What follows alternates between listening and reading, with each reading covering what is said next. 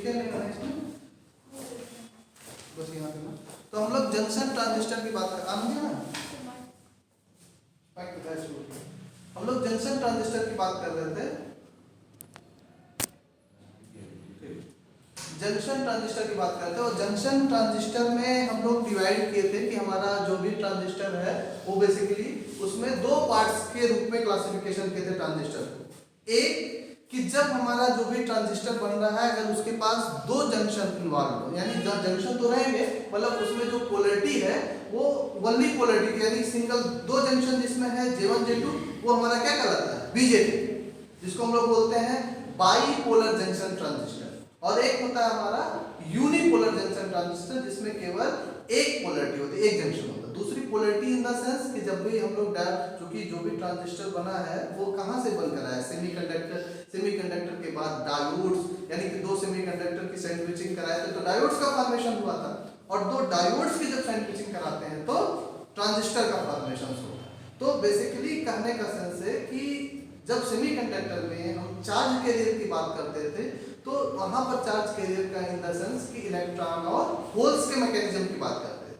तो जब भी चार्ज कैरियर सेमीकंडक्टर में इंट्रोड्यूस होता है इसका मतलब कि वहां पर किसकी बात हो रही है इलेक्ट्रॉन और होल्स की बात हो रही है। तो जो बीजेटी होता है ट्रांजिस्टर का एक काइंड जो होता है बीजेटी जिसको हम लोग बोलते हैं बाइपोलर जंक्शन ट्रांजिस्टर, इसमें जो चार्ज कैरियर एसोसिएट होता है वो इलेक्ट्रॉन और होल दोनों होता है और जो यूजुअली होता है उसमें एक ही पोलैरिटी होती है चाहे वो इलेक्ट्रॉन होगा या होल्स हो।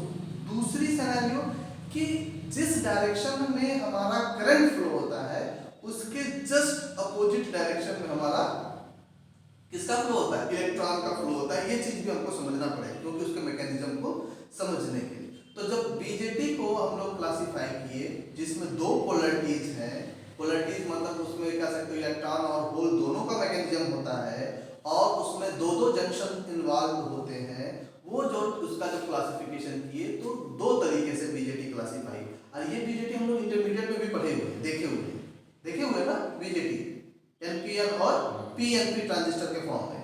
एनपीएन इन द सेंस कि एनपी और एन यानी कि दो एन टाइप के सेमीकंडक्टर्स के बीच में एक थिन लेयर का पी टाइप का मटेरियल अगर हम सैंडविचिंग करा दें तो यहाँ पर एक एनपी एक हमारा डायोड्स हो जाएगा और पीएन दूसरा डायोड्स हो जाएगा। उन दोनों की सैंडविचिंग करा दिया तो इसको एक एनपीएन ट्रांजिस्टर मिल जाएगा। दूसरी तरफ पीएनपी ट्रांजिस्टर, पीएनपी मतलब दो पी टाइप के मटेरियल में एक एन टाइप मटेरियल्स की क्या कर दें सैंडविचिंग कराते हैं थिन लेयर्स की, तो वो जो ट्रांजिस्टर मिलता है वो हमारा पीएनपी ट्रांजिस्टर। पीएनपी ट्रांजिस्टर में एक पीएन डायोड होगा और एक एनपी डायोड होगा, हो गया ना। अच्छा जब पीएनपी या एनपीएन डायोड्स की बात करें तो दो डायोड्स का कॉम्बिनेशन। अच्छा डायोड्स के कॉम्बिनेशन की जब बात करोगे तो उसमें जंक्शन इन्वॉल्व होता है क्योंकि डायोड्स बेसिकली किसका सैंडविचिंग होता है दो टाइप के सेमीकंडक्टर्स की सैंडविचिंग होती है और दो टाइप के जो सेमीकंडक्टर की सैंडविचिंग होती है तो उनके बीच में एक जंक्शन क्रिएट होता है, जंक्शन लाइन होती है। जंक्शन लाइंस के पास में चाहे वन रीजन की बात करो चाहे पी रीजन की बात करो एक लेयर क्रिएट्स होती है, एक रीजन बनता है जिसको हम डिप्लीशन रीजन में कॉन्सेप्ट करते हैं। तो देखो कितना कॉम्प्लिकेटेड थोड़ा होता चला जाएगा क्योंकि सब चीजें कहीं ना कहीं जो मटेरियल इन्वॉल्व है इसमें वो हमारा सेमीकंडक्टर मटेरियल इन्वॉल्व है और सेमीकंडक्टर मटेरियल इन्वॉल्व होने के पीछे का रीजन है कि इसमें हमारा जो पावर है वो बहुत कम लगता है।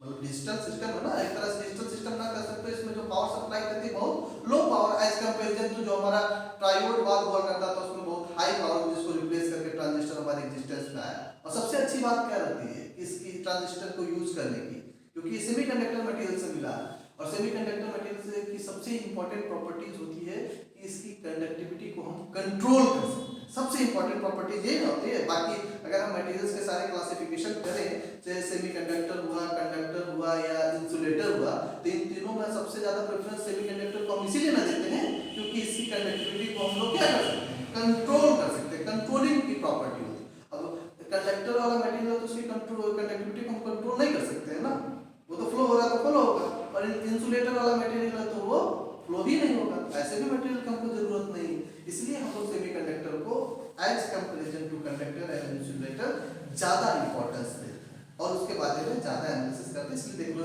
हम लोग पूरी की पूरी सेमीकंडक्टर फिजिक्स पढ़ते हैं, फिर उससे जल्दी आगे बढ़ाए थे तो डायोड्स की पूरी जर्नी पढ़े थे, डायोड्स का पूरा क्लासिफिकेशन किए थे, डायोड्स की कैरेक्टरिस्टिक्स देखते थे। फिर डायोड से एक स्टेप और आगे बढ़े तो ट्रांजिस्टर आया। तो transistor basically collection of diodes, मतलब दो डायोड्स का कॉम्बिनेशन करते हैं तो ट्रांजिस्टर बनता है। दूसरी तरफ हमारा आता है यूजेटी। यूजेटी मतलब इसमें एक जंक्शन, यूनि मतलब सिंगल और जंक्शन मतलब जंक्शन, और उसमें जो पोलैरिटी होती है वो इलेक्ट्रॉन या होल दोनों में से किसी एक में होती है। अब डिपेंड करता है कि हमारा जो जंक्शन है वो किस तरीके से एनालाइज हुआ है। तो वहां पर दो पार्ट्स के होते हैं, एक बोलते हैं फेट और एक बोलते हैं मॉसफेट।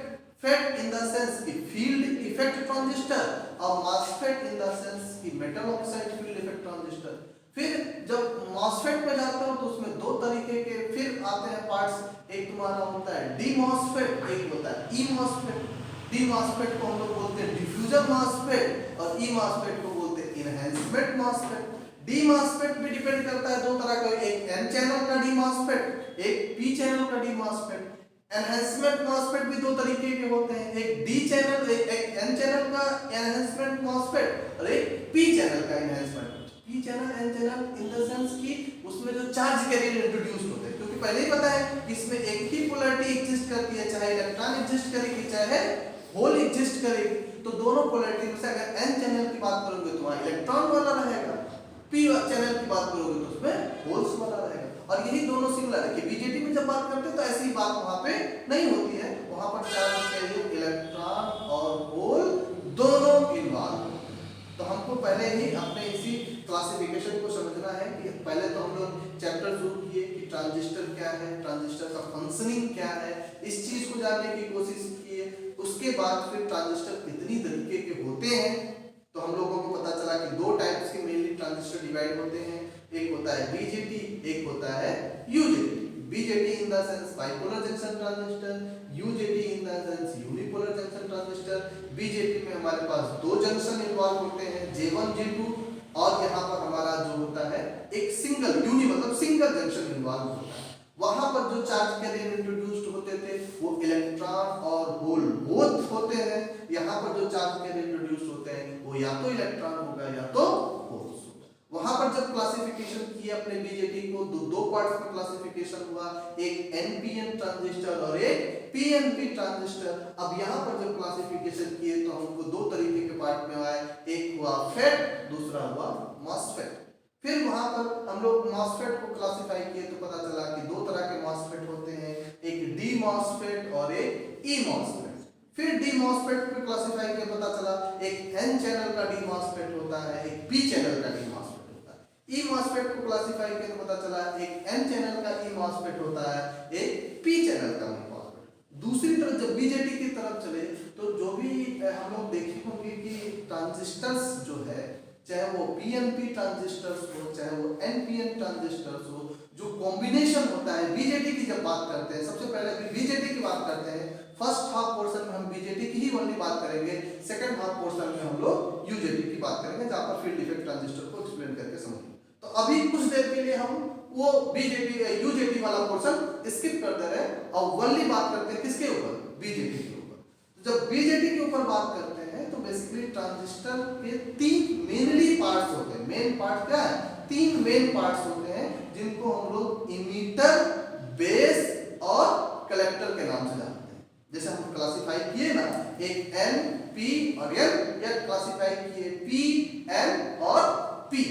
तो इसमें फर्स्ट हाफ पोर्शन जो होता है उसको हम लोग इमीटर बोलते हैं, इमीटर का वर्किंग वचन। और जो मिडिल पोर्शन होता है, जैसे हम लोग पीएनपी है या पीएन है, तो पी वाला पोर्शन दो एक टाइप के मटेरियल्स के बीच में सेंट्रीफ्यूजिंग कराए ना, तो वो जो मिडिल वाला पोर्शन होता है उसको हम लोग बेस बोलते हैं। वो as comparison to emitter and as comparison to last वाला जो है कलेक्टर, उसके कंपैरिजन में बहुत क्या होता है, पतला। ठीक है। दूसरी बात कि जो हमारा इमीटर वाला पोर्शन, इमीटर बीच वाला थिन लेयर जिसको हम लोग बोलते हैं बेस, और लास्ट वाला जिसको हम लोग बोलते हैं कलेक्टर। तो बेसिकली तीन पार्ट्स होते हैं हमारे ट्रांजिस्टर के, एक ऐसे हमारा इमीटर, ये हमारा बेस, ये हमारा कलेक्टर। ये हमारा इमीटर हो गया, ये बेस हो गया, ये हमारा कलेक्टर हो गया। ठीक है। ये जो ये हमारा जो होता है इमीटर होता है ये हमारा हाईली डोप्ड होता है।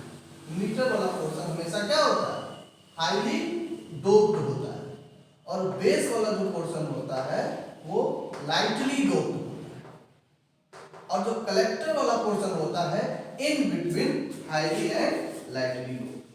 अगर आप पीएनपी की ट्रांजिस्टर की बात करोगे या एनपीएन ट्रांजिस्टर की बात करोगे, सब में यही सेम सिनेरियो है। सब में क्या होगा, इमीटर होगा, सब में क्या होगा, बेस होगा, सब में क्या होगा, कलेक्टर होगा।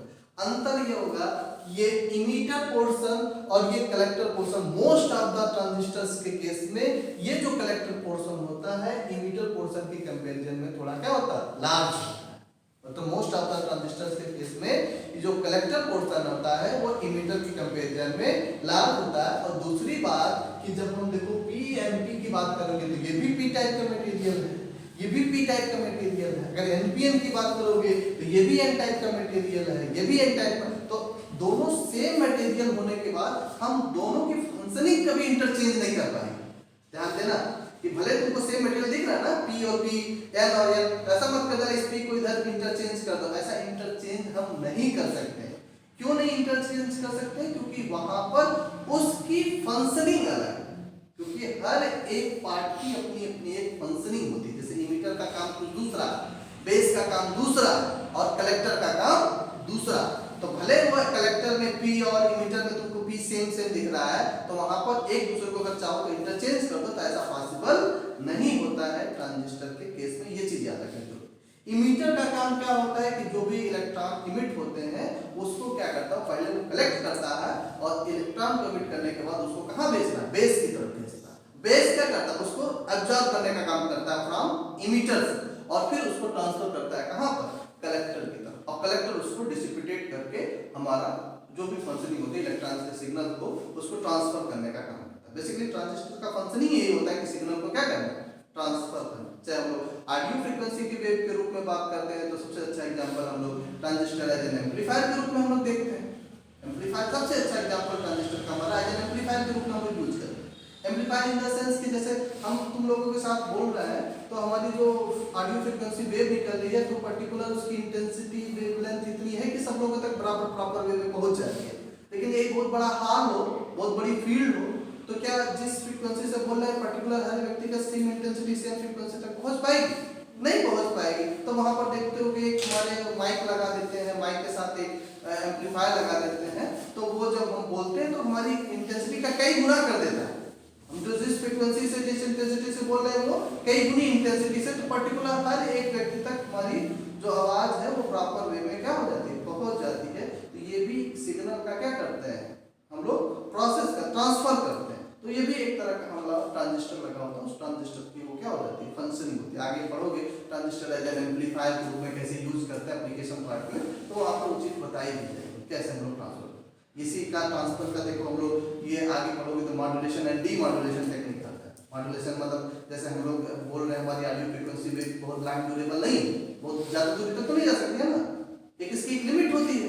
हमारी ऑडियो फ्रीक्वेंसी की बहुत ज्यादा लॉन्ग ड्यूरेबल तो होती नहीं है। अब ये कहो कि बिजली चौराहे पे कोई खड़ा है और हम यहाँ बोले तो हमारी उतनी बीट कैपेसिटी नहीं है कि हमारी आवाज जा पाएगी। तो अब देखो कि कितनी इंटरेस्टिंग बात होती है कि हमारी आवाज यहाँ से इसको सड़क पे चले जाओ तो आवाज नहीं आएगी, लेकिन सोचो कि यहाँ पे हम बोलते हैं और अमेरिका में कोई बैठा है हमारा मित्र और फोन से बात करते हैं और जो बोलते हैं वो सुन लेता है।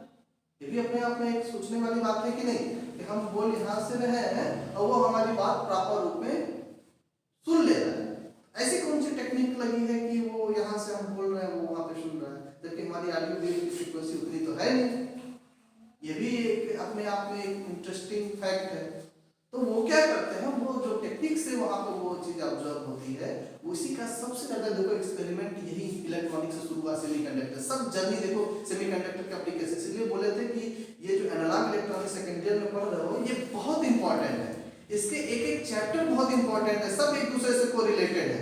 कहीं भी कोई किसी भी चैप्टर में कहीं स्किप करोगे तो अगला चैप्टर नहीं समझ में आ रहा। सेमीकंडक्टर पढ़ोगे तभी डायोड्स को अच्छे से समझ पाओगे, डायोड्स अच्छे से पढ़ोगे तभी ट्रांजिस्टर को अच्छे से समझ पाओगे, ट्रांजिस्टर अच्छे से पढ़ोगे तो उसका एप्लीकेशन एज एन एम्पलीफायर के रूप में कैसे करते हैं, ऑपरेशनल एम्पलीफायर के रूप में कैसे करते हैं, उसकी फंक्शनिंग समझ पाओगे। ट्रांजिस्टर का एप्लीकेशन पढ़ पाओगे तो उसके एप्लीकेशन का यूज हम लोग कैसे करते हैं तो उसको मॉड्यूलेशन डीमॉड्यूलेशन टेक्निक से समझ पाओगे।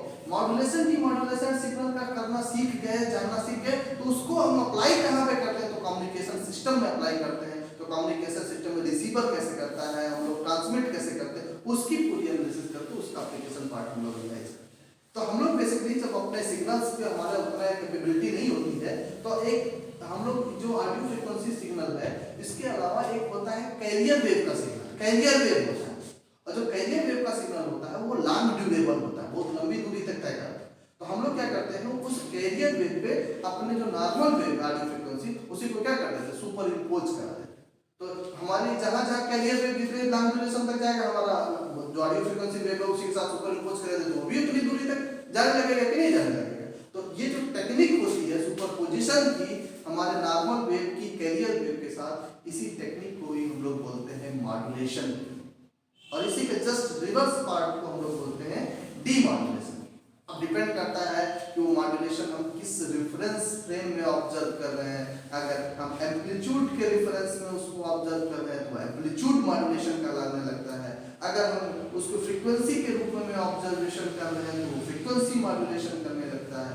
अगर उसको फेज के रूप में ऑब्जर्वेशन कर रहे हैं तो वो फेज मॉड्यूलेशन के रूप में ऑब्जर्व करें। तो बेसिकली हम लोग जो मॉड्यूलेशन चैप्टर पढ़ेंगे तो वहाँ पर इसी तरह के मॉड्यूलेशन टेक्निक्स और डीमॉड्यूलेशन टेक्निक्स के बारे में हमको बात करनी होगी। और डिपेंड करेगा कि उस मॉड्यूलेशन टेक्निक को जो हम ऑब्जर्व कर रहे हैं वो एम्पलीट्यूड के रेफरेंस में कर रहे होंगे तो एम्पलीट्यूड मॉड्यूलेशन, फ्रीक्वेंसी के रेफरेंस में कर रहे होंगे तो फ्रीक्वेंसी मॉड्यूलेशन, और अगर फेज के रेफरेंस में बात कर रहे होंगे तो फेज मॉड्यूलेशन के रूप में वो हमको दिखाई दे।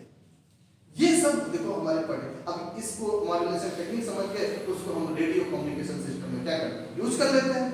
तो कम्युनिकेशन सिस्टम में जब यूज करते हैं तो ट्रांसमीटर की जरूरत पड़ती है, रिसीवर की जरूरत, कोई सिग्नल आ रहा है उसको रिसीव करने के लिए रिसीवर की जरूरत पड़ती है, और सिग्नल को ट्रांसमिट करने के लिए ट्रांसमीटर। ऐसे ही हम लोग जो देखो केबल टीवी वाले होते हैं वो यही ना काम करते हैं कम्युनिकेशन का ही। तो कहीं पर्टिकुलर आता थोड़ी एक जगह ही ना लगता है, वहीं से कम्युनिकेट हो जाता है सिग्नल के थ्रू। तो सिग्नल के थ्रू आता है वो उस सिग्नल को क्या करता है उसी फ्रीक्वेंसी उसी हर्ट्ज, जैसे रेडियो होता है ना, तो रेडियो को देखो जो हम लोग 91.9 हर्ट्ज की फ्रीक्वेंसी होती है एक्चुअली, वो जो लिखा होता है वो उसकी फ्रीक्वेंसी की रेंज होती है। और हम लोग जब अपना फ्रीक्वेंसी का रेंज उस रेंज में लाते हैं तब वो जाके हमको कोई भी आवाज क्या होती है सुनाई देती है। अगर हम उस रेंज पे नहीं ला पाए अपने फ्रीक्वेंसी, अपने जो भी ऑडियो जो भी हमारा रेडियो है, अगर उस फ्रीक्वेंसी पे नहीं मैच कर पाए तो हमको सुनाई देता है क्या, घर घर तक की आवाज सुनाई देती है। और जैसे ही उस फ्रीक्वेंसी पे मैच होता है तो हमको आवाज क्लियरली सुनाई देती है। ये सब फ्रीक्वेंसी पे डिपेंड होता है, ये सब कम्युनिकेशन सिस्टम पे डिपेंड होता है। और कहीं ना कहीं इन सब का जो पार्ट्स है जहाँ पर बेस हुआ है वो जर्नी हमारी इसी सेमीकंडक्टर मटेरियल से जुड़ी है, इधर की जर्नी। और लगभग हमें लगता है कि ऐसा कोई भी इलेक्ट्रॉनिक गैजेट्स, ऐसा कोई भी इलेक्ट्रॉनिक इंस्ट्रूमेंट्स आज की डेट में नहीं बन रहा है जो सेमीकंडक्टर मटेरियल्स को यूज ना करे। कहीं भी कोई भी मटेरियल इलेक्ट्रॉनिक इंस्ट्रूमेंट देखोगे सब जगह कहीं डायोड दिख जाएगा, कहीं ट्रांजिस्टर दिखेगा। और ये इसका ट्रांजिस्टर दिखा, डायोड दिखा, इसका मतलब वो स्पेसिफिक ओरिएंटेड किधर है सेमीकंडक्टर मटेरियल्स की तरफ से। तो सेमीकंडक्टर मटेरियल पूरी की पूरी कह सकते हो इलेक्ट्रॉनिक इंडस्ट्री को छा गई, पूरी इलेक्ट्रॉनिक इंडस्ट्री में इसका सबसे ज्यादा यूज होता है। इसलिए सबसे ज्यादा बेस अगर इलेक्ट्रॉनिक्स को समझना है तो हम एनालॉग इलेक्ट्रॉनिक्स को समझना है तो हमको सबसे ज्यादा सेमीकंडक्टर मटेरियल्स पे ध्यान देना होता है। उसके कॉन्सेप्ट को समझना, उसके कॉन्सेप्ट को समझ के फिर डायोड्स के कॉन्सेप्ट को समझ गए, डायोड्स के कॉन्सेप्ट को समझ गए तो ट्रांजिस्टर समझ जाओ। अगर डायोड्स अच्छे से समझ रहे हो तो ट्रांजिस्टर समझने में बिल्कुल भी समय नहीं लगेगा, क्योंकि उसी काम को क्या करना है application part.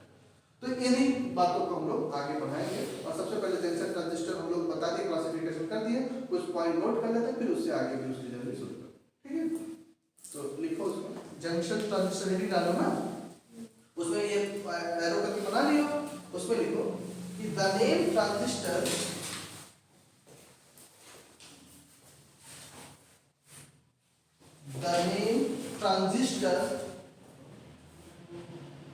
comma a collection of the name transistor comma एक collection में लिखो एक contraction of the CONTRACTION a contraction of the words transfer resistor transistor was applied to it, was applied to it, full stop. There are two general types of junction transistor. There are two general types of junction transistor. First है bipolar junction transistor. First है bipolar junction transistor. First है bipolar junction transistor. Bipolar junction transistor, जिसको हम लोग बोलते हैं BJT. दूसरा है हमारा unipolar junction transistor.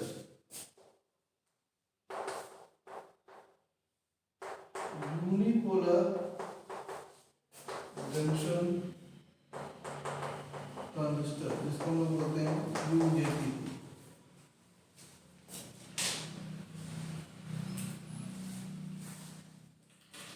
Next line से पैराग्राफ से इंसर्ट करेंगे।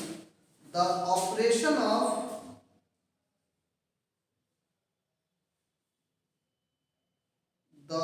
नेक्स्ट लाइन से पैराग्राफ चेंज करके the operation of bipolar junction transistor, the operation of bipolar junction transistor involves the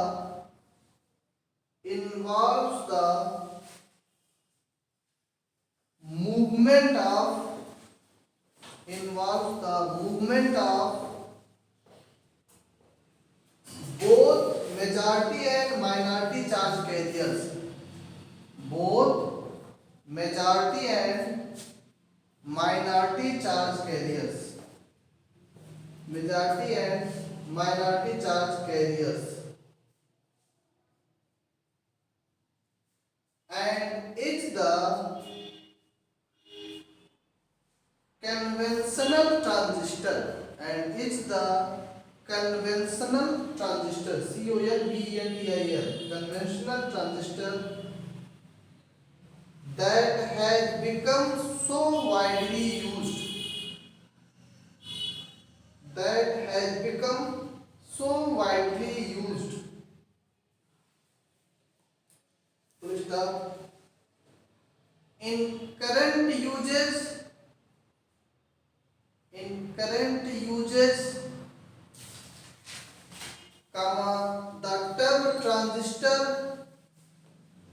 the term transistor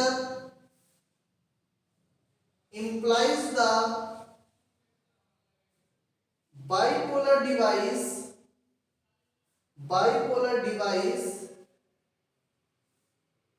unless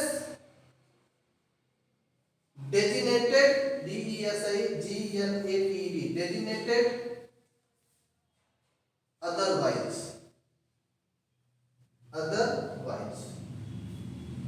full stop, ठीक। अब पहले heading डाल देना बाइपोलर जंक्शन ट्रांजिस्टर बीजेटी, पहले हेडिंग डाल देना bipolar junction transistor BJT.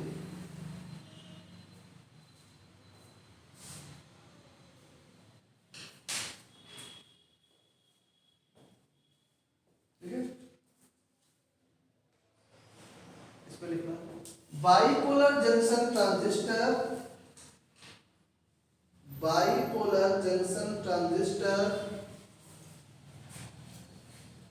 consists of a किससे बना होता है? किस मटेरियल से मिलकर बनता है? किस मटेरियल होता है? क्या समझ में?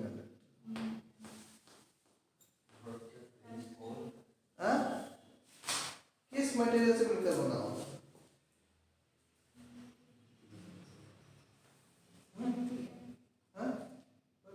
एनपीएम तो हो गया ना, तुम्हारा पार्ट्स हो गया। तो एनपीएम क्या है? किसका बनता है एनपीएम? होता है? एनपीएन कौन सा मटेरियल का बना होता है? किस मटेरियल का बनता है? कुछ भी तुम लोग बोल रहे हो।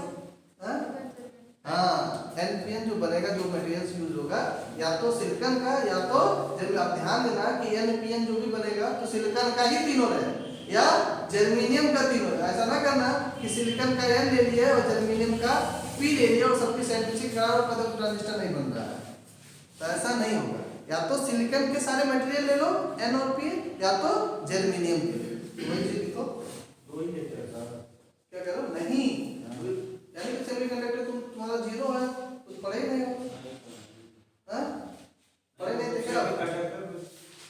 सेमीकंडक्टर नहीं पढ़े थे?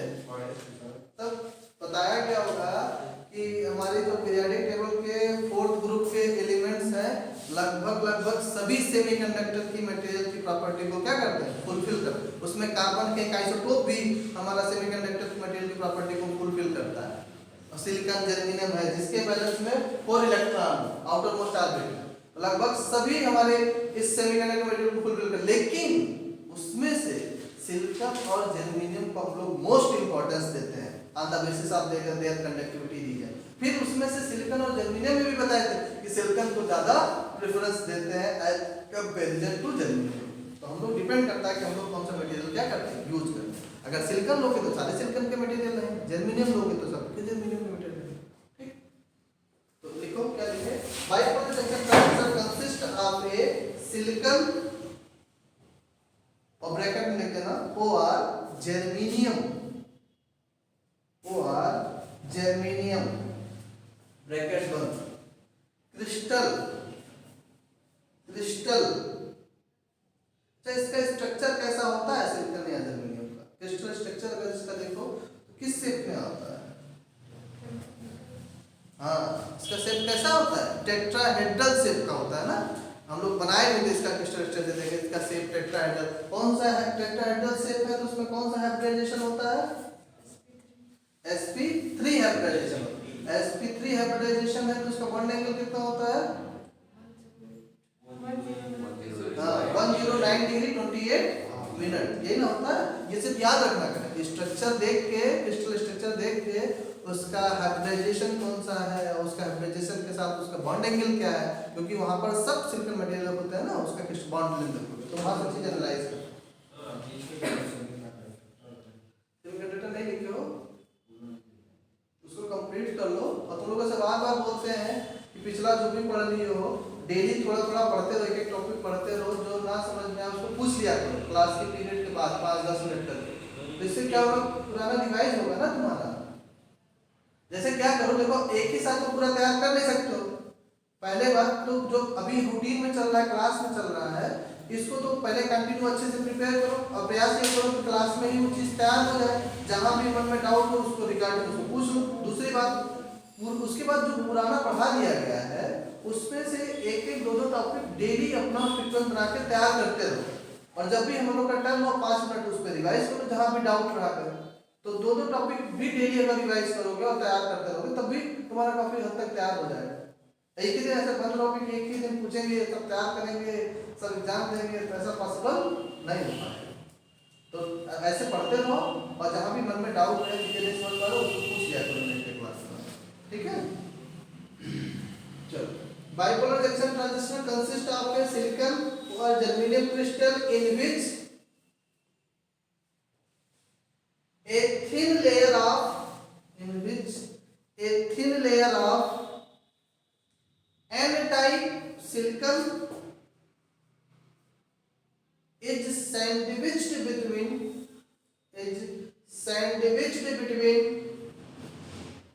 two layers of p-type silicon, two layers of TWO है, two layers of p-type silicon to form the क्या बनेगा, कौन सा ट्रांजिस्टर बनेगा?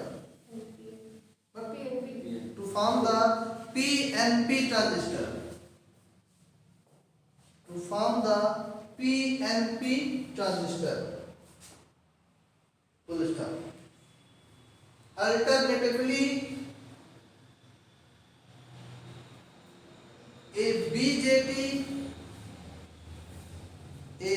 बीजेटी मतलब कैपिटल में देखना, B capital B capital J capital B.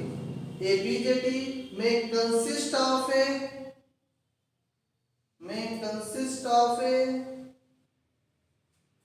thin layer of p type between two layer of n type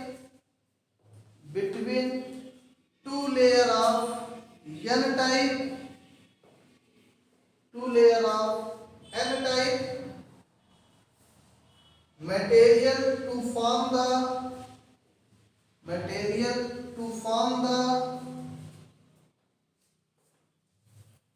NPN transistor.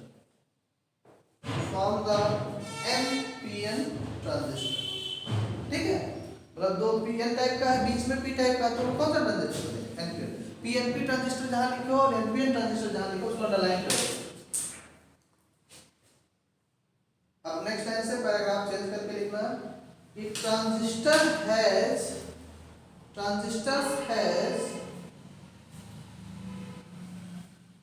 three regions list of the middle region is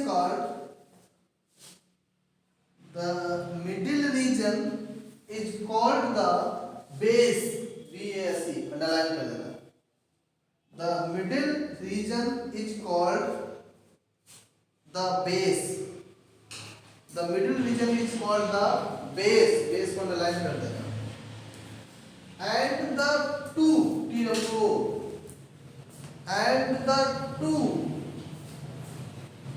outer regions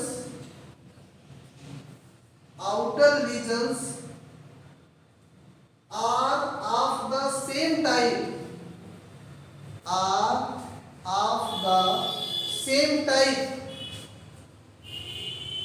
bracket में लिख देना, that is n type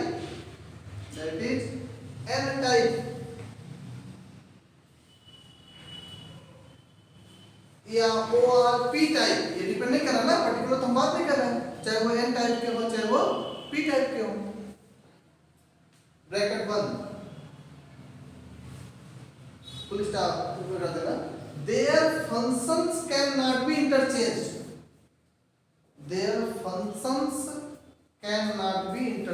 मतलब वो जो दोनों material outer है उन दोनों फंक्शन कभी एक दूसरे से इंटरचेंज नहीं कर सकते हैं, भले ही क्यों ना वो सेम टाइप के हो। their functions cannot be interchanged, full stop. Next line से फिर पैराग्राफ चेंज करते हैं। in most of the transistors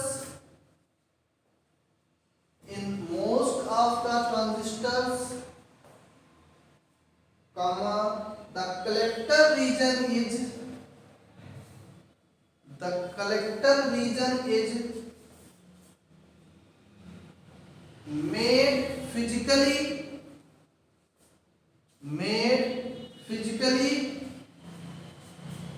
larger than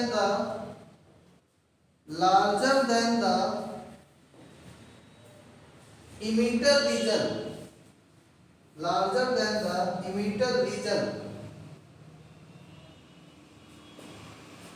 since it is required to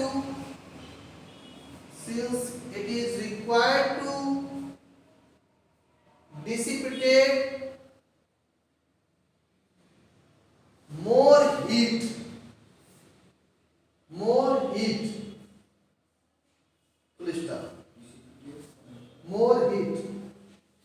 बहुत ज्यादा हीट को क्या डिसिपेट करने का काम करता है कौन?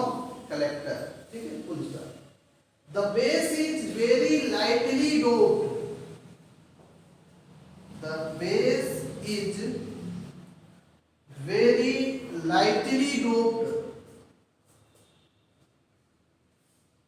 and is very thin as comparison to emitter and collector। मतलब emitter और collector के कंपैरिजन में बेस जो होता है वो क्या होता है? बहुत पतला होता है, बहुत थिन होता है। and is very thin in comparison to emitter and collector.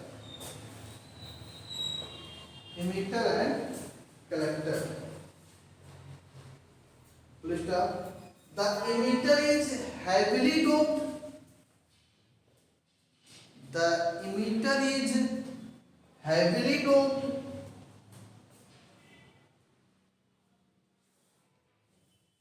The emitter is heavily doped. Full stop. The doping of collector is the doping level of collector is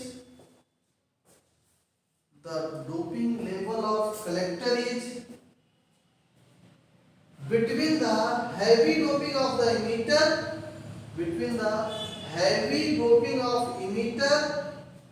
and light doping of the base मतलब जो emitter होगा वो क्या होगा, heavily doped होगा, जो base होगा वो क्या होगा, लाइटली डोप्ड होगा, और जो कलेक्टर होगा वो in between highly doped of emitter and lightly doped of the base. Next line. The function of emitter is to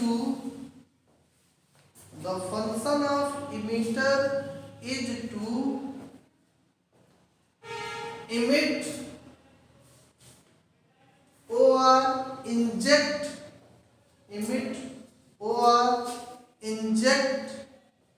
electrons into the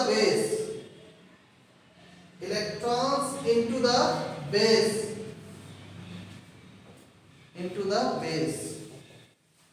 Bracket में चला. In the case of PNP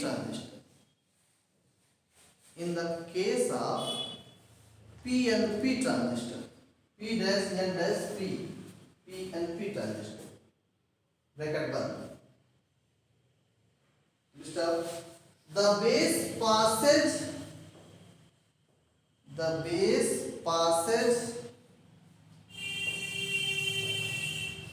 most of these electrons. The base passes most of these electrons onto the collector. मतलब base जो है फिर वो collector में पास करता है, onto the collector.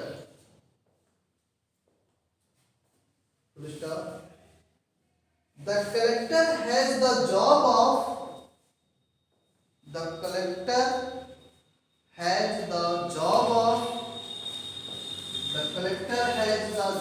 of collecting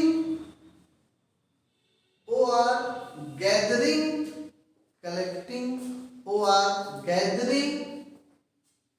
these electrons from the base.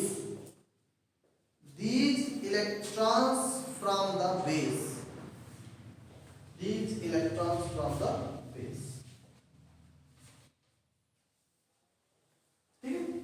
तो ये देखो हम लोग बेसिकली ट्रांजिस्टर्स को देखे. जो भी हमारा ट्रांजिस्टर से बीजेटी है उसके मेनली तीन रीजन्स में वो डिवाइडेड होता है. कौन सा? इमीटर, बेस और कलेक्टर. तो सबसे पहले इन तीनों के बारे में जानना बहुत जरूरी है. तो पता चला कि इमीटर जो है वो हैवीली डोप्ड होता है, जो बेस है वो लाइटली डोप्ड होता है, और जो कलेक्टर होता है उसमें जो डोपिंग लेवल होता है वो इमीटर और बेस के बीच में होता है. ठीक है. और दूसरी बात क्या पता चली कि जो बेस वाला पोर्शन है वो इमीटर और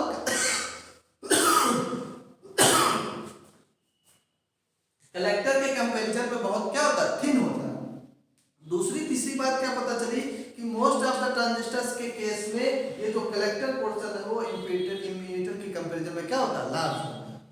मोस्ट ऑफ द ट्रांजिस्टर के केस में एक कलेक्टर वाला पोर्शन इमीटर के कंपैरिजन में क्या होता है, बड़ा. देखो यहाँ पे थोड़ा सा उससे क्या है, बड़ा बनाने की कोशिश की है. ठीक है. उसके बाद तीनों की फंक्शनिंग क्या है, मतलब तीनों रीजन है तो सबकी अपनी अपनी फंक्शनिंग होगी ना. जैसे इमीटर का क्या काम है, बेस का क्या काम है, कलेक्टर का काम. कभी किसी सर्किट को एक्सप्लेन करने को मौका मिला तो कम से कम इसका जॉब जानोगे तब ना उसको एक्सप्लेन कर पाओगे कि इमीटर का क्या काम करेगा, बेस क्या काम करेगा और कलेक्टर. तीनों की जॉब प्रोफाइल भी लिख ली हो कि क्या क्या किसकी क्या फंक्शनिंग. ठीक है. नेक्स्ट लाइन से फिर पैराग्राफ चेंज करके लिखो. दूसरे टर्म में भी ट्रांजिस्टर को हम लोग डिफाइन करने की कोशिश करते हैं कि डायोड, दो डायोड के कॉम्बिनेशन के फॉर्म में। तो नेक्स्ट लाइन से फिर पैराग्राफ चेंज करके, तो जो पैराग्राफ चेंज करके लिखा दे रहे हैं कि हर एक पॉइंट जो उसके लिए इंपॉर्टेंट है वो चीज तुम्हारे पास नोट डाउन रहेगी। नेक्स्ट लाइन से लिखना, a transistor has two p-n junctions, has a combination of, a transistor has a combination of, a transistor has a combination of two p-n junction, two p-n junction, full stop. One junction is between, one junction is between, पहला junction किसके किसके बीच में होगा बताओ? हाँ, one junction is between emitter and the base, one junction is between emitter and the base and is called the, and is called the emitter base junction, and is called the emitter base junction, emitter base junction, and is called the emitter base junction। उसको underline कर दो। और simply से, और simply से, और simply से, या सिंपली हम लोग क्या करते हैं, इमीटर जंक्शन, या उसी को हम लोग जनरली क्या बोलते हैं, इमीटर जंक्शन। तो जब भी इमीटर जंक्शन बोलेंगे इसका मतलब वो क्या हो जाएगा, किसकी बात कर रहे हैं हम लोग, इमीटर बेस जंक्शन की बात कर रहे हैं। और सिंपली से emitter junction, full stop. The other junction is between, the other junction is between, दूसरा जंक्शन किसके किसके बीच में होगा, बेस और collector. The other junction is between the base and the collector, base and the collector, and is called the, and is called the collector base junction, and is called the collector base junction,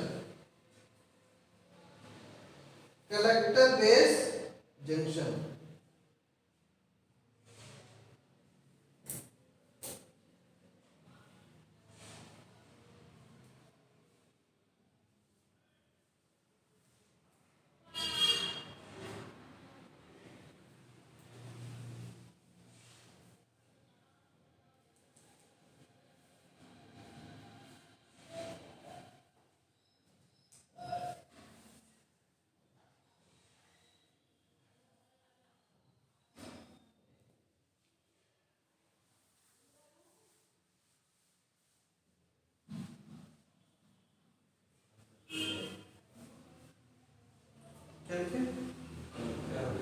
collector base junction, और simply से, और simply से, और simply से collector junction, या उसी को generally हम लोग क्या बोलते हैं, कलेक्टर जंक्शन बोलते हैं। उसका मतलब वो हो गया क्या, collector base junction.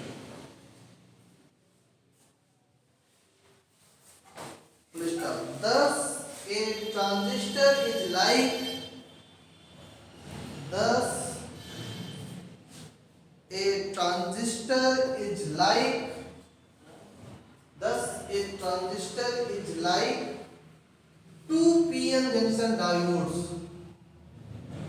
thus a transistor is like two p-n junction diodes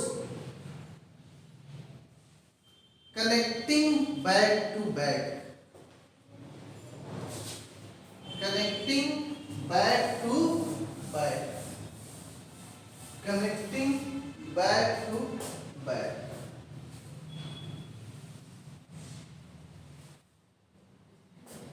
ठीक है,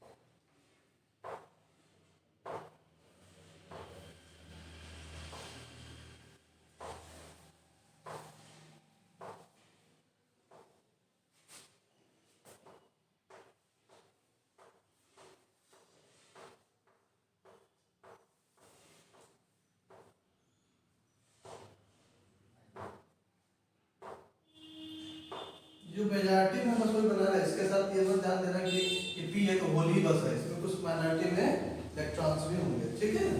बस बना दे रहे हो अपना, वेस्ट छोटा होता है।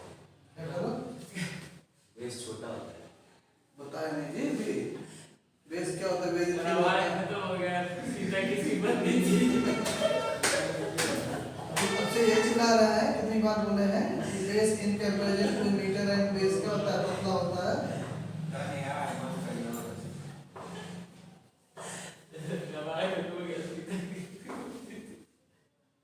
इसीलिए शुरुआत यहीं से करें कि इन तीनों की फंक्शनिंग नहीं जानोगे, इन तीनों के बारे में नहीं जाना तो ट्रांजिस्टर को एक्सप्लेन नहीं कर पाओगे।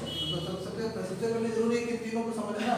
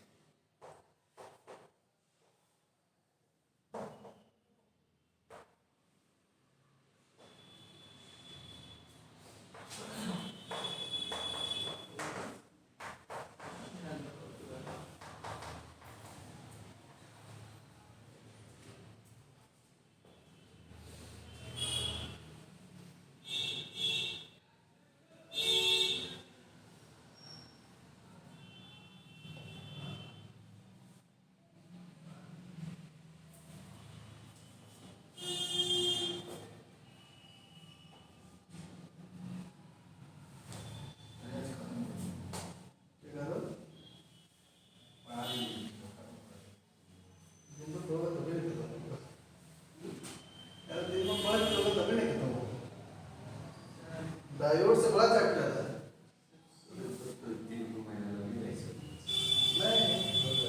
क्योंकि थोड़ा चीजें आसान हो जाएगी ना, क्योंकि डायोड थोड़ा बहुत समझे हुए हो तो उतना समय नहीं लगेगा। क्या करो, सर 3 चैप्टर बाकी है ना? क्या करो, 3 चैप्टर भी बाकी है। तीन चार बाकी वो दोनों चैप्टर बहुत दम नहीं है ना, तो कभी भी खत्म कर देंगे, 2-2 घंटे के एक्स्ट्रा क्लास में वो दोनों चैप्टर खत्म हो गए। बहुत आसान चैप्टर है, मॉड्यूलेशन डी मॉड्यूलेशन और रेडियो ट्रांसमीटर से वो बहुत आसान चैप्टर है। ट्रांजिस्टर समझ लोगे तो उसको समझने में बिल्कुल समय ही नहीं लगेगा। उससे भी 10-10 नंबर क्या है, छोटा-छोटा सा कुछ। हाँ हाँ, उसको कवर कर लिया, लेकिन पहले थीम है ना कि अगर यही नहीं समझोगे तो फिर उसको कैसे समझ पाओगे, इसलिए उसको स्किप किए हो।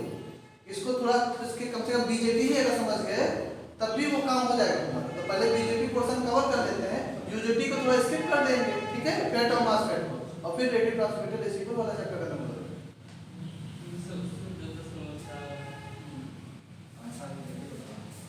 भाई लोग दूसरा चैप्टर हम पढ़ रहे हैं।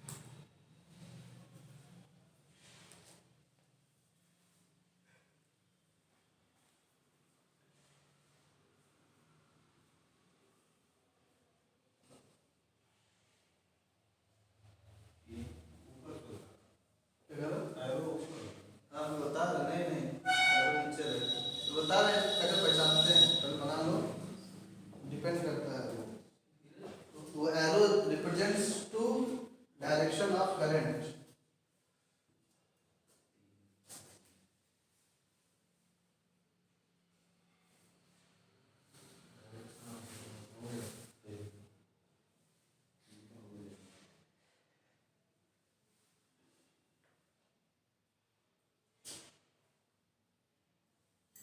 और छोटा में बना सकते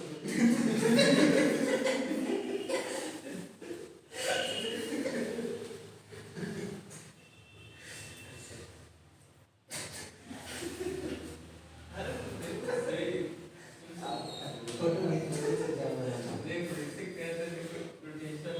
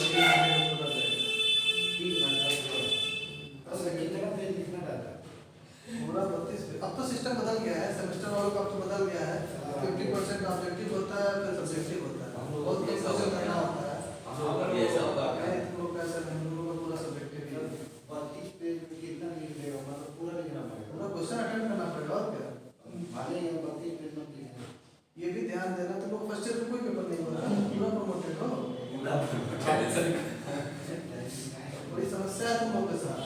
या तो बेटर बना सकते हो तो बहुत अच्छा बना लो, अगर गड़बड़ हुआ तो 2-2 साल गड़बड़ होगा। समझ रहे हो? मतलब इस पेपर में जितना नंबर पाओगे, अगर मान लो ये सब पेपर बहुत अच्छे से किए हो, बहुत अच्छे से मेहनत कर दिए और हर पेपर बहुत अच्छा नंबर 45 नंबर 40 नंबर पे पा गए, तो यही पूरा नंबर तुमको फर्स्ट ईयर में मिल जाएगा। एग्जाम अभी सेमेस्टर के एग्जाम चल रहे हैं, नंबर खत्म हो जाए इसके बाद आप लोग को पॉसिबिलिटी मिलेगी। मान के चलो कि 15 मार्क्स के बाद ही पॉसिबल हो पाएगा। ट्यूशन बंद हो जाता था 1 महीना, खुद को स्टडी करके मतलब अभी ओपन है तो कम से कम कुछ क्वेरी जब तुम लोग की डिस्कस हो जाएगी, एकदम बंद हो जाएगा कैसे तो करोगे? लोग डिस्कस करने आपको लगता है मार्च में ट्यूशन बंद होगा, आप 15 में सारा सिलेबस पढ़ रिवाइज हो सकता है। क्या करो? मार्च में रिवाइज अभी करते रहो ना, तुमसे कहा जा रहा ना कि रिवाइज करते रहो जितना पढ़े।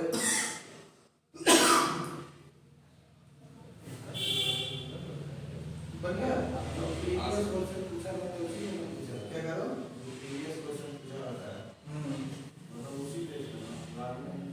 नहीं उसी तरह से इतना तैयार करो, प्रीवियस 5 इयर्स का क्वेश्चन पेपर तैयार करो, है ना? मतलब उससे 80% क्वेश्चन तुमको मिल ही जाएगा। लेकिन प्रयास ऐसा करना चाहिए कि हमको 50% क्वेश्चन अटेम्प्ट कैसे करना, लिखने की भी प्रैक्टिस होनी चाहिए।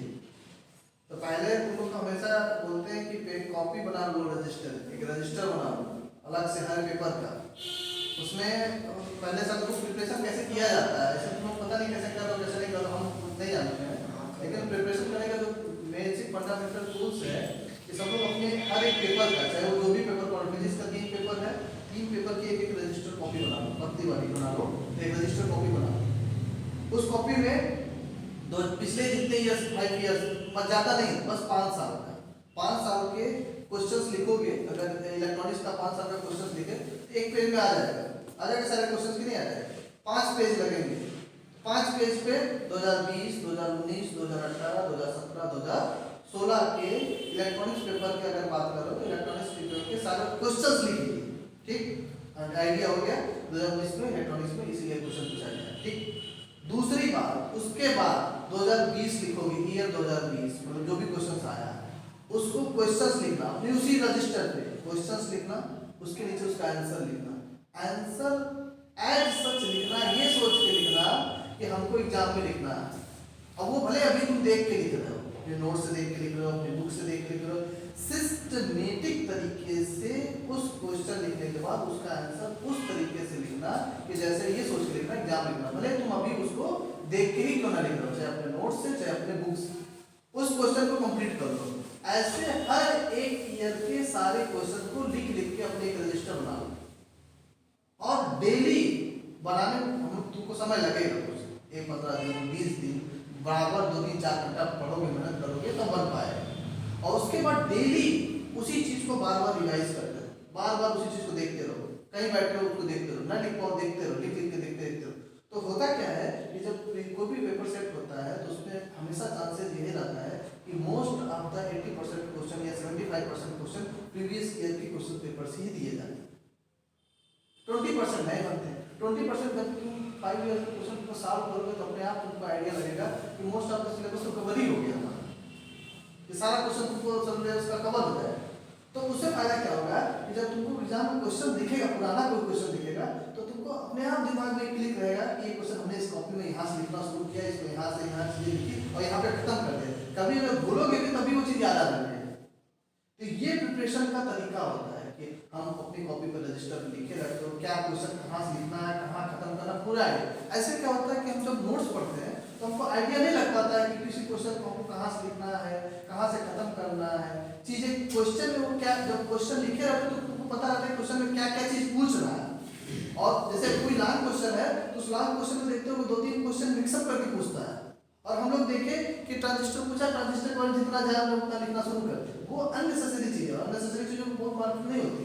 हाँ नंबर दे दिया जाता है कि चलो अच्छा कुछ लिखा तो कुछ नंबर दे दें, 2 नंबर 2-4 नंबर, लेकिन एक्चुअल फैक्ट ये है कि जो पार्ट वाइज पूछता है उस पार्ट वाइज का पैराग्राफ चेंज करके या हेडिंग वाइज चेंज करके उसको लिख देना चाहिए। ताकि उसकी इंडिकेशन जाए। वो पहले यही देखता है कि लैब क्वेश्चन में 3 पार्ट पूछा है तो तुमने 3 पार्ट का आंसर दिया है कि नहीं अपने। अगर तुम उसी 3 पार्ट का आंसर भले ही कुछ भी लिखो, हेडिंग डाल के उस तीनों पार्ट का लिख दिए या पैराग्राफ चेंज करके उसको लाइन मार्क करते हुए लिख दिए, तो तुम्हारा ज्यादा इम्पैक्ट पड़ेगा। और तुम्हारी कॉपी जब तक प्रभावशाली नहीं होगी, एग्जाम में उस कॉपी पर रुकेगा नहीं। तुम्हारी कॉपी बाकी बच्चों के कंपेरिजन में थोड़ी डिफरेंट दिखनी चाहिए, अलग दिखनी चाहिए। उसके लिए प्रयास करना चाहिए कि ब्लू स्केच पेन से हेडिंग डालना चाहिए, जो इंपॉर्टेंट लाइन है, इंपॉर्टेंट वर्ड है, उसको मार्क कर दिया करो। या बहुत अच्छे फिगर बनाया हो तो उसके सारे कैप्शंस अच्छे से लिखो, सारे पार्ट उसको अच्छे से फिगर बना दो, फिगर बनाया हो सिंबल सब चीज़ अच्छे से बना दो, मार्क कर दो। और ब्लू ज़्यादा इफेक्टिव होता है कहीं किसी चीज़ को मार्क करते हो तो तुम्हारी कॉपी ऑटोमेटिकली अलग दिखने लगेगी। और सिस्टमेटिक तरीके से तुम उसको एनालाइज करो तो जो मार्किंग का परसेंटेज होता है वो काफ़ी इंक्रीज कर जाता है। तुम्हारी उसी मेहनत पे जो नॉर्मल रूटीन में लिखते हो, अगर 30 नंबर पाते होगे तो उससे इंक्रीज होने के ही चांसेस है, डिक्रीज तो नहीं होगा ना। फिर अच्छे तरीके से लिखोगे तो उसको ऐसा थोड़ी कि 30 नंबर में पहले करके आते थे तो 30 नंबर से तुम्हारा डाउन हो जाए, बल्कि पॉसिबिलिटीज बढ़ जाएगी तुम्हारे नंबर बढ़ने की। अपनी प्रिपरेशन सब लोग इस तरीके से करने की प्रयास करना था। पूरा समय बहुत ज़्यादा बचा नहीं है, ये सोच के करोगे उसकी तैयारी करते कैसे करते थे कैसे नहीं करते थे, लेकिन इस बार अगर इस तरीके से अपनी हैबिट बनाओगे और उस पर मेहनत करने की कोशिश करोगे तो देखोगे काफ़ी फायदा तुमको मिलेगा। और इस बार ज़्यादा मेहनत करने के लिए इसलिए कह रहे हैं क्योंकि इससे तुम्हारा फर्स्ट ईयर का नंबर इफेक्टिव हो। अगर इसमें अच्छा परफॉर्म करोगे, अच्छा कर लोगे, अच्छे पेपर से तैयारी कर लोगे तो जितना नंबर पाओगे तुम्हारा फर्स्ट ईयर का परसेंटेज मिल जाएगा। इसमें अगर डाउन हुआ तो ना फर्स्ट ईयर भी वही डाउन हो जाएगा। जितना अगर 60% इसमें पाए तो 60%, इसमें भी 40% पाए तो वो भी 40% हो जाएगा। फिर कितना बैकअप करोगे कि थर्ड ईयर में तुम बैकअप कर पाओ। इसलिए पूरी एनर्जी, पूरा कंसंट्रेशन इस ईयर के एग्जाम पर लगा दो। 3 पेपर पढ़ना है, वो बहुत पहाड़ नहीं। पढ़ते समय बार बार तुम मुझे इंडिकेशन कर रहे हैं कि जहाँ भी जिस भी टॉपिक में डाउट हो, नहीं समझ में आके क्लास में उसको डिस्कस कर लो, पूछ लो, 1 बार पूछ लो, 2 बार पूछ लो, 3 बार पूछ लो, लेकिन उसको तैयार करो। जहाँ चीज़ें दिक्कत आ रही है उसको पूछ लो, तुम्हारे पास नंबर है, फोन करके पूछ लो, पढ़ते समय नहीं आ रहा है, लेकिन उसको तैयार करो। अल्टीमेट एम तुम्हारा है कि प्रिपरेशन होना चाहिए, अच्छे से प्रिपरेशन होना चाहिए। और हम लोग तो जितने भी चैप्टर्स पढ़े उसमें जितना सिलेबस वो तो डिस्कस किए हैं, बस कि उससे रिलेटेड जितनी चीज़ें हो सकती है सारी पॉसिबिलिटीज को लेके हम लोग अपना डिस्कस किए हैं। तो कहीं की बुकट आप नहीं, जो भी चैप्टर हम लोग का कंप्लीटेड है उस चैप्टर में क्वेश्चन पेपर देखोगे प्रीवियस ईयर के तो कहीं की बुकट आपको नहीं मिलेगा कि किसी क्वेश्चन का आंसर तुम बना। तो अपनी प्रिपरेशन इस तरीके से कंटिन्यू करो तो तुमको बहुत बेनिफिट मिलेगा।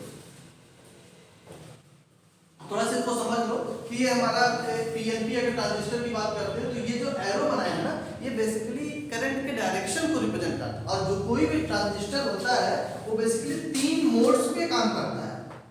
जो भी ट्रांजिस्टर होता है वो 3 मोड्स में काम करते हैं। इनके कनेक्शन जो होते हैं 3 मोड्स में एक दूसरे से कनेक्टेड होते हैं। पहला मोड जो होता है वो तुम्हारा होता है common base mode, common base mode. दूसरा होता है common emitter mode, common emitter mode. और तीसरा होता है common collector mode, common collector mode. ये 3 मोड में ट्रांजिस्टर होता है। सिंबल कहीं ऐसे बना है तो सिंबल कहीं ऐसे बन गया, ठीक है, सिंबल कहीं ऐसे बन गया, ये बन इस तरह से सिंबल बन गया, ठीक है। ये तुम्हारा हो गया इमीटर हो गया, ये तुम्हारा बेस हो गया, ये तुम्हारा कलेक्टर हो गया। तो इसमें हमेशा ये ध्यान रखोगे कि जब हमारा पीएनपी ट्रांजिस्टर होगा उसमें जो करंट का फ्लो होगा वो इमीटर से बेस की तरफ होगा, और जब एनपीएन ट्रांजिस्टर होगा उसमें जो करंट का डायरेक्शन होगा वो बेस से इमीटर की तरफ होगा। बाकी किसी भी तरह का ट्रांजिस्टर का कनेक्शन। अब यहाँ पर देखोगे ये जो सिंबल बना होगा इसमें देखो बेस वाला पोर्शन कॉमन है और इमीटर और कलेक्टर ये कौन से मोड में है, ये कॉमन बेस मोड में। ये बेस देखो कॉमन है।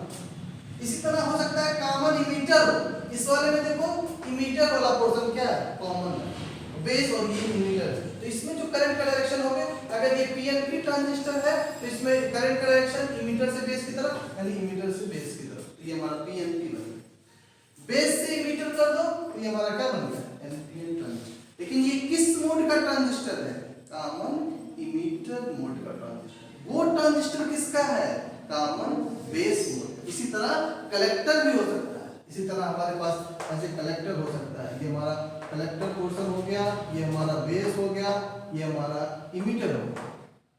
तो यहाँ से बेस से इमीटर की तरफ हमको देखना पड़ेगा, मतलब चेंज कर दो इसको, यहाँ पर कॉमन कलेक्टर हो गया, इमीटर हो गया, बेस। ये बहुत कम यूज होते हैं, बेसिकली हम लोग कॉमन बेस या कॉमन इमीटर कॉन्फ़िगरेशन का ही ज़्यादा इस्तेमाल करते हैं, कलेक्टर का बहुत ज़्यादा इस्तेमाल नहीं करते हैं। तो ये मतलब डिपेंड, सिचुएशन डिपेंड करता है कि जो मोड्स में हमारा ट्रांजिस्टर काम करता है वो बेसिकली 3 मोड्स में डाउन करना। तो कहीं किसी बुक में देखो तो हम ऐसे बना दिए हैं, और कहीं इमीटर कॉमन कर दिए इस तरह से बना दिया, तो तुम कंफ्यूज हो जाओगे कि सर एनपीएन ट्रांजिस्टर का तो सिंबल दूसरी तरह बना है, इस बुक में दूसरी तरह बना है। तो इसमें कहीं कोई कंफ्यूजन की स्थिति ना है। ये चीज समझना बहुत जरूरी है कि ये किस बेस में काम, कौन सा बेस है, कौन सा इमीटर है, कौन सा। तो अगर बेस वाला कॉमन है इन दोनों में तो कॉमन बेस मोड में रहेगा, अगर इमीटर कॉमन है तो कॉमन इमीटर मोड में रहेगा, अगर कलेक्टर कॉमन है तो कॉमन कलेक्टर। हमको ध्यान क्या देखना है कि अगर पीएनपी ट्रांजिस्टर है तो उसमें करंट का डायरेक्शन किसकी तरफ होगा, इमीटर से बेस की तरफ होगा। अगर एनपीएन ट्रांजिस्टर है तो उसमें करंट का डायरेक्शन बेस से इमीटर की तरफ होगा। इस बात का ध्यान है, ठीक, समझ में आएगा। चलो इससे आगे चलते हैं, इसके आगे लिखो, a circuit known as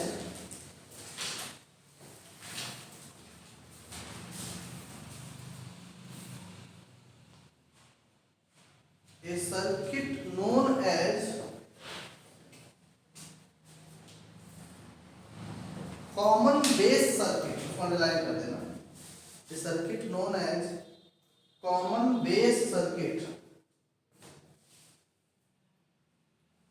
of a PNP transistor, of a PNP transistor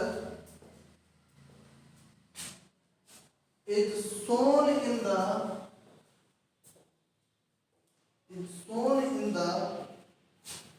above figure. It is shown in the above figure 1. इसके नीचे कैप्शन नहीं लिखो ना, caption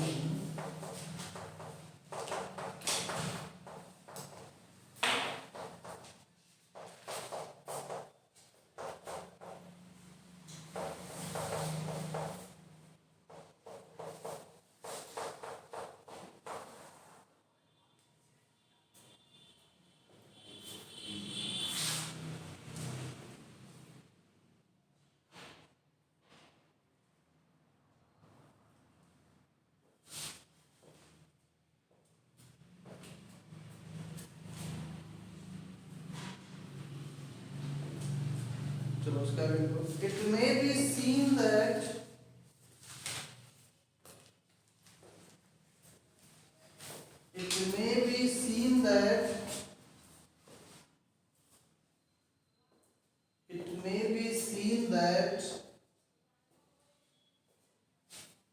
the emitter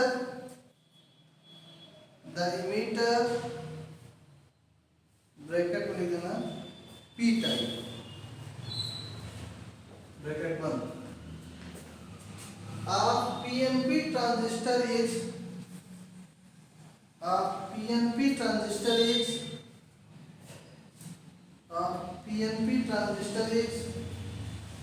forward biased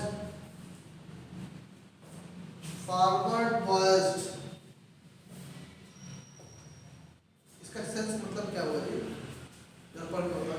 forward bias है, इसका मतलब क्या करें कि फॉरवर्ड बायस हो गया।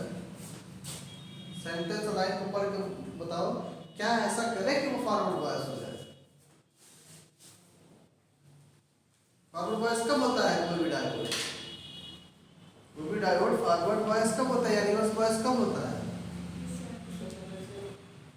कनेक्शन कैसे जोड़ते हैं कि फॉरवर्ड और रिवर्स होता है, हैं? इसका फॉरवर्ड बायस लिखो ना, emitter base junction is forward bias. इसका मतलब क्या हुआ, क्या कनेक्शन करोगे कि फॉरवर्ड बायस हो जाएगा। कनेक्शन कैसे जोड़ोगे जी, हाँ एक बैटरी लगाएंगे और उस बैटरी का जो पॉजिटिव टर्मिनल है वो P से कनेक्ट कर देंगे और उस बैटरी का जो नेगेटिव टर्मिनल है उसको N से कनेक्ट कर देंगे। तो हाफ पोर्शन में अगर इसी को ऐसे कनेक्शन लगा देना, यही ना, ऐसे लगा दो कनेक्शन लगा दो, ऐसे जोड़ दो, प्लस हो गया ये माइनस। यहाँ जो वोल्टेज मिलेगा वो कौन सा मिलेगा, VEB, base emitter base voltage मिलेगा ना। और यहाँ पर जो करंट फ्लो होगी वो कौन सी करंट फ्लो होगी, इमीटर करंट फ्लो होगी ना। यहाँ पे जो करंट आएगी वो कौन सी आएगी, बेस करंट आएगी ना, बेस कनेक्शन। तो ये जो वॉइसिंग होगी तो P जो है बैटरी के पॉजिटिव टर्मिनल से और N जो है बैटरी के नेगेटिव टर्मिनल से। तो ये जो वॉइसिंग हुई कौन सी वॉइसिंग हुई, फॉरवर्ड वॉइसिंग होगी। तो किसी भी बीजेटी के ट्रांजिस्टर में अगर हमारी जो इमीटर बेस जंक्शन वाला, यानी ये मान लेते हैं जंक्शन क्या है, J1 है, ये जंक्शन क्या है, J2। J1 junction is called the emitter base junction or simply say emitter junction, and junction J2 is called the collector base junction or simply say collector junction। तो जो emitter base junction होता है, जिसको हम generally emitter junction भी कहते हैं, वो हमेशा क्या होता है, forward bias। Forward bias in the sense कि P terminal is connected to positive terminal of the battery and N terminal is connected to the negative terminal of the battery always। क्या लिखे? If we see that the emitter bracket में P type of PNP transistor is forward biased, bracket में लिखो, forward bias के बाद bracket में लिखो, by connecting positive of the battery, by connecting positive of the battery to P type semiconductor, to P type semiconductor, and negative terminal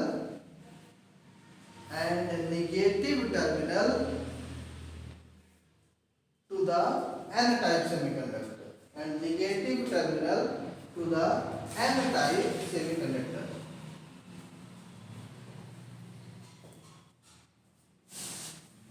Bracket 1, bracket 1, while the collector,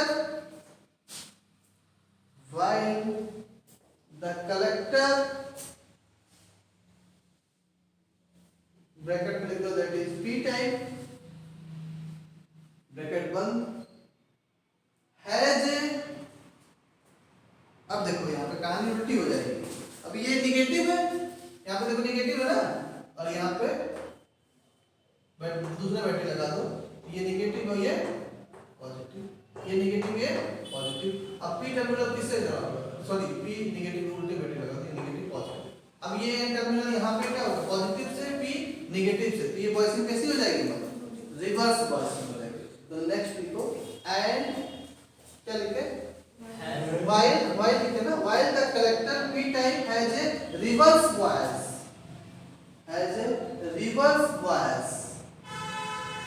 bracket में लिखो reverse bias मतलब that is reverse bias, bracket में लिखो that is negative of the battery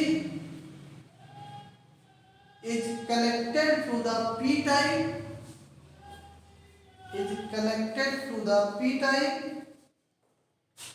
and positive of the battery to N type,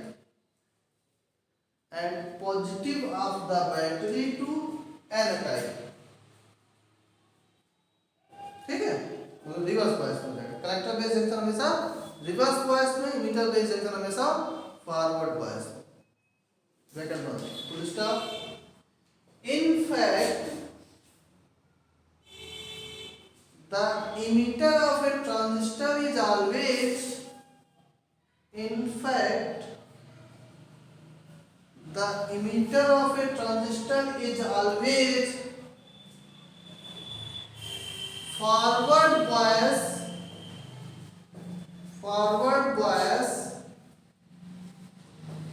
with respect to the base,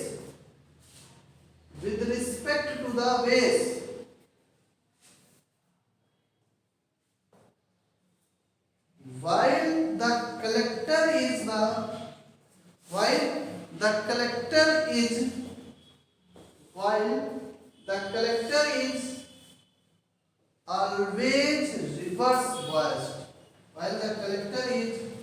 always reverse biased, मतलब ये हमेशा forward bias में होगा, वो हमेशा reverse bias mode.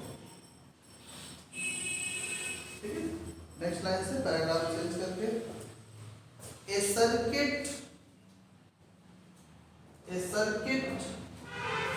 known as common base circuit, a circuit known as common base circuit in the above figure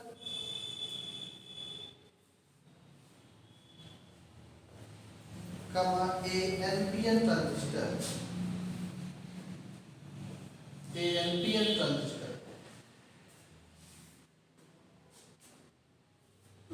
it may be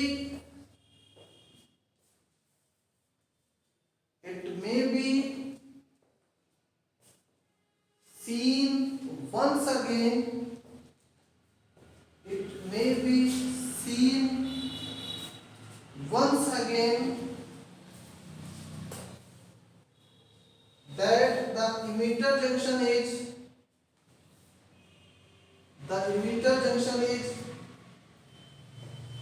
biased in the forward direction,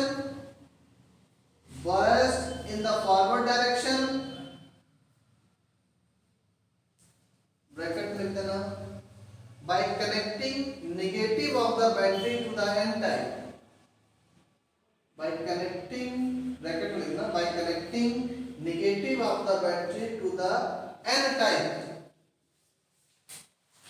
bracket बंद, while the collector junction is biased in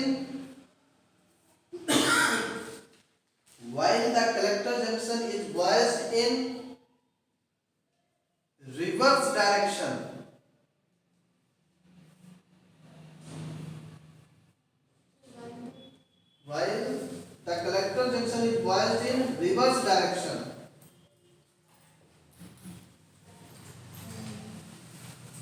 ठीक है,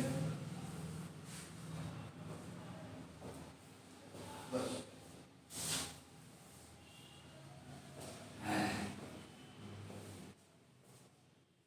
ठीक है, यहाँ तक पूरा देखो क्या क्या होता है।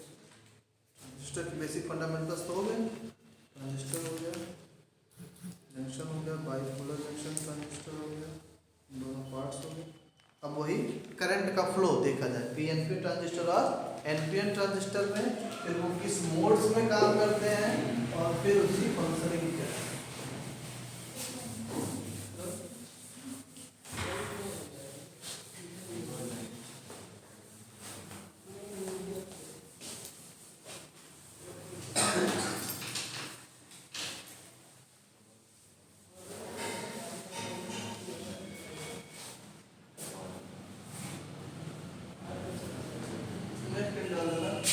Current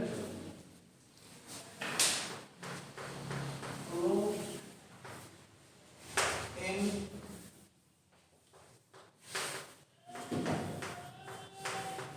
PNP transistor,